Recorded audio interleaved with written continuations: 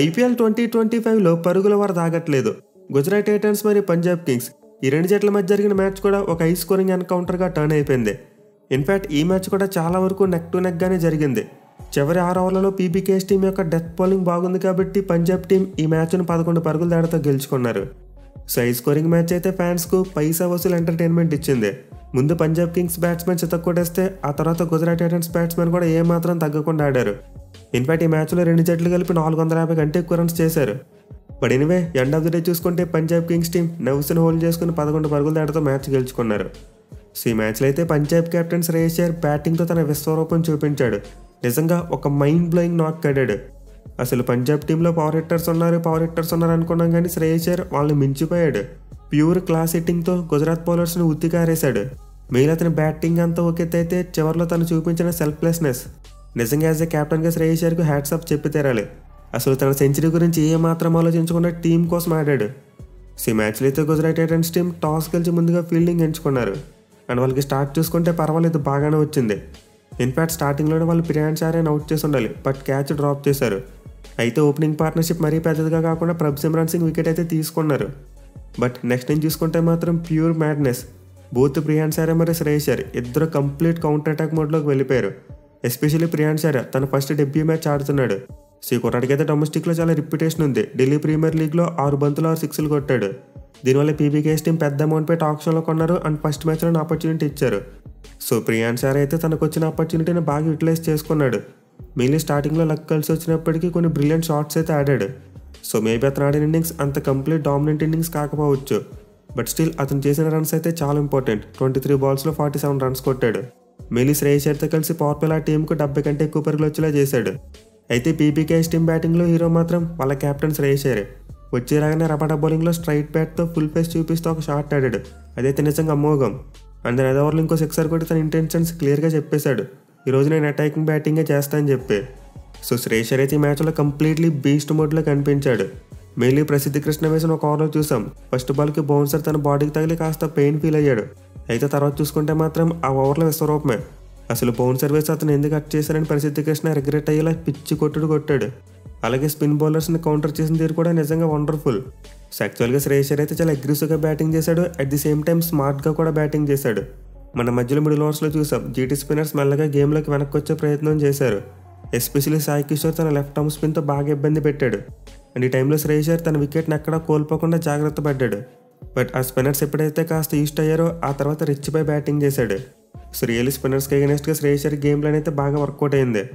But ఏమో Punjab team యొక్క అసలైన విధ్వంసం మాత్రం డెత్ ఓవర్స్లో చూసాం. శ్రేయస్ అయ్యర్ మరియు శశాంక్ సింగ్ ఇద్దరు కలిసి అసలు డెత్ ఓవర్స్లో మామూలుగా విజృంభించలేదు.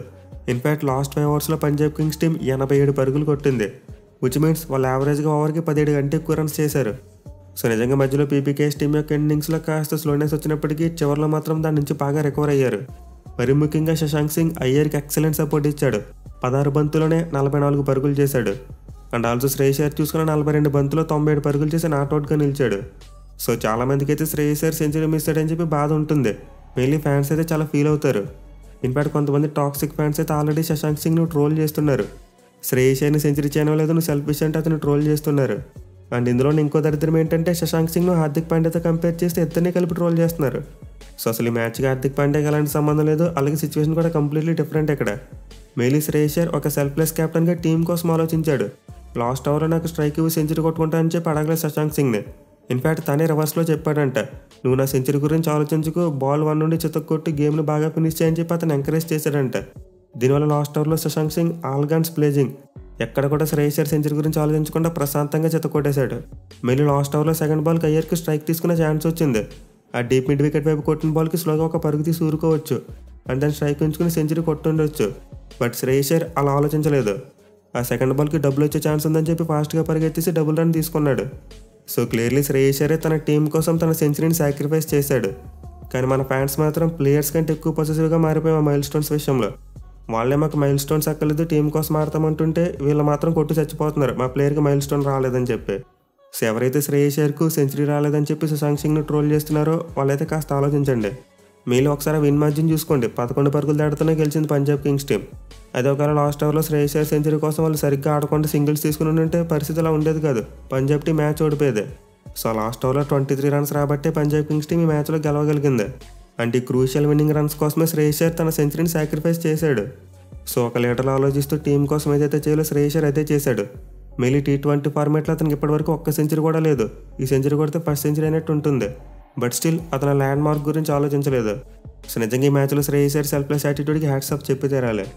ఇక అయ్యర్ అయితే తన ఇన్నింగ్స్ ద్వారా చాలా రికార్డులను బ్రేక్ చేశాడు. మెయిన్లీ కెప్టెన్గా ఒక టీంకి డెబ్యూ చేస్తే అత్యధిక స్కోర్ కొట్టిన 3వ బ్యాట్స్మెన్గా రికార్డుని క్రియేట్ చేశాడు.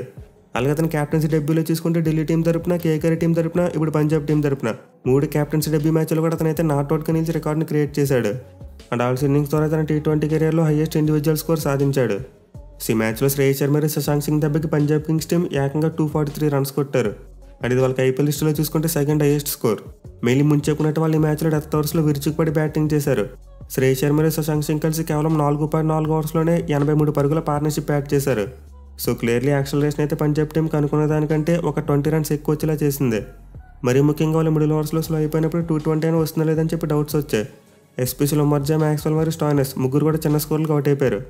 బట్ స్టిల్ అయ్యర్ మరియు శశాంక్ సింగ్ కలిసి అసాధారణ పార్ట్నర్షిప్ని యాడ్ చేశారు. సో పీబీకేఎస్ బ్యాట్స్మెన్ అయితే ఏ గుజరాత్ బౌలర్స్ని కూడా వదిలిపెట్టలేదు. కేవలం సాయి కిషోర్ ఒక్కడికే రెస్పెక్ట్ ఇచ్చారు. అది కూడా తను వేసిన ఫస్ట్ 2 ఓవర్స్లోనే. ఆ తర్వాత చూసుకుంటే శ్రేయస్ అయ్యర్ కూడా తన బౌలింగ్ను ఉతికారేశాడు. బట్ ఎన్నో మనమైతే యంగ్స్టర్కి చాలా క్రెడిట్ ఇవ్వాలి. మెయిన్లీ మ్యాచ్లో గుజరాత్ టీం సుందర్ని కాదని చెప్పి సాయి కిషోర్ని ఆడించారు. ఎందుకంటే పంజాబ్ టీంలో ఎక్కువ మంది రైట్ హ్యాండ్ బ్యాట్స్మెన్ ఉన్నారు. అండ్ దీని గురించి మనం ప్రీ వీడియోలో కూడా చెప్పుకున్నాం. సో ఈ మ్యాచ్ అయితే వాళ్ళకి బాగా వర్కౌట్ అయింది. అతను 4 ఓవర్స్లో 30 రన్స్ మాత్రం ఇచ్చి 3 వికెట్లు తీశాడు. మెయిన్లీ ఒక ఓవర్లో వరుసగా 2 వికెట్లు తీయడం చూసాం. బట్ అఫ్కోర్స్ మ్యాక్స్వెల్ అయితే నాట్అవుట్, బట్ అతను రివ్యూ తీసుకోలేదు. అయితే సాయి కిషోర్ తప్పితే జీటీ బౌలర్స్లో మరి ఎవరు కూడా 10 కంటే తక్కువ ఎకానమీతో బౌలింగ్ చేయలేదు. ఇన్ఫాక్ట్ అదంతా పాటు రపడ ఒకడే కాస్త చెప్పుకోదగ్గ బౌలింగ్ చేశాడు. కానీ మిగతా బౌలర్స్ అందరూ కూడా చాలా రన్స్ ఇచ్చారు. ఈవెన్ రషీద్ ఖాన్ను కూడా పంజాబ్ బ్యాట్స్మెన్ వదిలిపెట్టలేదు. అలాగే గుజరాత్ టైటన్స్ యొక్క ఫీల్డింగ్ కూడా అంత మంచిగా లేదు. క్యాచెస్ డ్రాప్ చేశారు. మెయిన్లీ శ్రేయస్ అయ్యర్ విషయంలో చూసాం, బౌండరీ దగ్గర 2 క్లోజ్ ఛాన్సెస్ మిస్ చేసుకున్నారు. అలాగే పవర్ ప్లేలో ప్రసిద్ధ్ కృష్ణకి బౌలింగ్ ఇవ్వకుండా రషీద్ ఖాన్కి బౌలింగ్ ఇవ్వడం కూడా బ్యాక్ ఫైర్ అయింది. సో జీటీ టీం అయితే కొన్ని మిస్టేక్స్ చేశారు. బట్ చేజింగ్లో చూసుకుంటే మాత్రం ఆ టీం నిజంగా పంజాబ్ కింగ్స్ టీంను ఉనికించిందని చెప్పుకోవాలి. అసలు వాళ్ళు కొట్టింది 243 రన్స్ భారీ స్కోర్ అయినప్పటికీ జీటీ టీం ఎక్కడ కూడా పంజాబ్ కింగ్స్ టీంని రిలాక్స్ అవ్వలేదు. ఆల్మోస్ట్ చివరి వరకు గేమ్లో ఉండి పీబీకేఎస్ టీంకు చాలా కంగారు పుట్టించారు. సో గుజరాత్ బ్యాటింగ్లో అయితే అనుకున్నట్టే టాప్ ఆర్డర్ రెచ్చిపోయింది. వీళ్ళు వాళ్ళ ఒక మంచి టాక్టికల్ మూవ్ చేశారు. పంజాబ్ టీం దగ్గర ఇద్దరు లెఫ్ట్ ఆర్మ్ సెమర్స్ ఉన్నారని చెప్పి లెఫ్ట్ హ్యాండర్ని తీసుకొచ్చారు. అంటే జాస్ బట్లర్ మరియు గిల్ ఓపెన్ చేయకుండా గిల్ మరియు సుదర్శన్ ఓపెన్ చేశారు. అండ్ ఈ మూవ్ అయితే బాగానే వర్కౌట్ అయింది. ఇనీషియల్గా రన్స్ కాస్త స్లోగా వచ్చినప్పటికీ ఆ తర్వాత మాత్రం పికప్ అయ్యారు. మళ్ళీ శుభ్మన్ గిల్ 13 బంతులను 33 పరుగులు చేశాడు. అండ్ సుదర్శన్ కూడా ఇనీషియల్గా స్లోగా రానప్పటికీ ఆ తర్వాత పికప్ అయ్యాడు. సో గుజరాత్ టీంకి ఆల్మోస్ట్ ప్రతి వికెట్కి కూడా మంచి పార్ట్నర్షిప్లు వచ్చాయి. ఫస్ట్ వికెట్కి 61 రన్ల పార్ట్నర్షిప్ వచ్చింది. అలాగే తర్వాత చూసుకున్న నెక్స్ట్ వికెట్కి 84 పరుగుల పార్ట్నర్షిప్ వచ్చింది. మెయిన్లీ జాస్ బట్లర్ మరియు సుదర్శన్ ఆడుతున్నంతసేపు జీటీ టీం గెలిచేసిందేమో అనిపించింది. ఈవెన్ సుదర్శన్ అవుట్ అయిపోయినా సరే షెర్ఫిన్ రదర్ఫర్డ్ వచ్చి అతను కూడా హిట్టింగ్ మొదలు పెట్టాడు. సో కొనొక టైంలో ఈక్వేషన్ ఎలా అయిపోయిందంటే 30 బంతులు 70 పరుగులు చేయాలి. అంటే లాస్ట్ 5 ఓవర్స్లో 70 రన్స్ కొడితే గుజరాత్ టీం గెలిచేస్తుంది. దీంతో వెరీ మచ్ పాసిబుల్ ఈక్వేషన్లా కనిపించింది. మెయిన్లీ మనం పంజాబ్ ఇన్నింగ్స్లో చూసాం, వాళ్ళు లాస్ట్ 5 ఓవర్స్లో 87 రన్స్ కొట్టారు. బట్ ఎనివే గుజరాత్ టీంని దెబ్బ కొట్టింది, పీబీకేఎస్ టీం గెలిచేలా చేసింది వాళ్ళ impact player. So Punjab team అయితే తెలుగు బ్యాటింగ్ పిచ్ మీద స్పిన్నర్ వేస్ట్ అని చెప్పి ఒక పేస్ బౌలర్ని తీసుకొచ్చారు. అది కూడా ఆల్మోస్ట్ ఐ థింక్ 14th ఓవర్లో అనుకుంటా ఇంపాక్ట్ ప్లేయర్గా వైశాఖ్ విజయ్ కుమార్ని తీసుకొచ్చారు. సో పీబీకేఎస్ టీంకి అయితే ఇంపాక్ట్ ప్లేయర్ చాలా లేట్గా వచ్చాడు. బట్ అతను చూపించిన ఎఫెక్ట్ మాత్రం గేమ్ యొక్క మొమెంటమ్ని మార్చేసింది. ఎస్పెషల్గా 15వ ఓవర్ నుండి గుజరాత్ టైటన్స్ ఇన్నింగ్స్ కంప్లీట్లీ గాడి తప్పింది. అంత ముందు చూసుకుంటే ఆల్మోస్ట్ ప్రతి ఓవర్కు 15 పరుగులు చెప్పిన కొట్టేసేవారు. కానీ ఇప్పుడైతే వైశాఖ్ విజయ్ కుమార్ వచ్చి వైట్ వర్కర్స్ ఎగ్జిక్యూట్ చేయడం మొదలుపెట్టాడు. ఇంకా తర్వాత గుజరాత్ టీం కోలుకోలేకపోయింది. మెయిన్లీ షెర్ఫిన్ రదర్ఫర్డ్ అయితే తన బౌలింగ్ ఆడేందుకు చాలా ఇబ్బంది పడ్డాడు. సో క్లియర్లీ వైశాఖ్ విజయ్ కుమార్ ఒకే ప్లాన్తో వచ్చాడు అండ్ ఒక్క ప్లాన్ ఏదో ఎగ్జిక్యూట్ చేశాడు. వైట్ బాల్స్ వేశాడు, ఫుల్ టాస్ వేశాడు, ఇంకా చాలా ట్రై చేశాడు. But end of the day runs అవ్వకుండా చూశాడు. మెయిన్లీ అతను వేసిన 15 ఓవర్లో 5 పరుగులే వచ్చాయి. అలాగే 17 ఓవర్లో కూడా 5 పరుగులు వచ్చాయి. అండ్ 2 ఓవర్స్ వల్లే గుజరాత్ టీం మూమెంటం కోల్పోయింది. అలాగే ఈక్వేషన్ కూడా పెద్దగా మారిపోయింది. సో వికెట్ ఏమీ తెలియకపోయినప్పటికీ వైశాఖ్ విజయ్ కుమార్ బౌలింగ్కి అయితే మనం చాలా క్రెడిట్ ఇవ్వాలి. అలాగే దాంతో పాటు హర్షదీప్ సింగ్ కూడా చాలా మంచిగా బౌలింగ్ చేశాడు. 4 ఓవర్స్లో 36 రన్స్ మాత్రమే ఇచ్చి 2 వికెట్స్ తీసుకున్నాడు. సో పంజాబ్ కింగ్స్ బౌలింగ్లో ఇద్దరు మాత్రమే బిలో 10 ఎకానమీతో బౌలింగ్ చేశారు. బట్ మిగతా బౌలర్స్ అందరూ కూడా ధారాళంగా రన్స్ ఇచ్చారు. ఈవెన్ చాహల్ కూడా ఇంప్రెసివ్గా బౌలింగ్ చేయలేకపోయాడు. సో డెఫినెట్లీ ఈ పిచ్ కూడా బౌలర్స్కి ఒక గ్రేవీ యాడ్. దీంతో మనం బౌలర్స్ని ఎక్కువగా నిందించలేం. ఇన్ఫాక్ట్ పంజాబ్ టీం కూడా మిస్టేక్స్ చేసింది ఫీల్డింగ్లో.